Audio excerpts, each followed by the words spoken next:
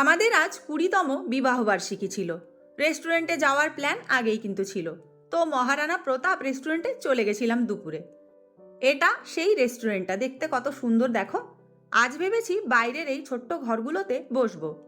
এখানে লোকেশনটা কিন্তু দারুণ। এই ঘরটায় কেক সাজালো বাবু। এখানেই কেক কাটা হবে।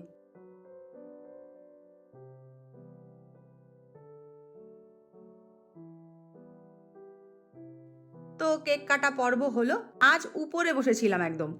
খাবারে অর্ডার করেছিলাম চিকেন 65। এরপর দিয়ে গেল prawn fried rice, chicken tangri masala, butter tandoori roti, Schezwan rice, salad আর গোলাপ জামুন। বাবি খাবার সার্ভ করে দিল। এই যে আমরা ফ্যামিলি।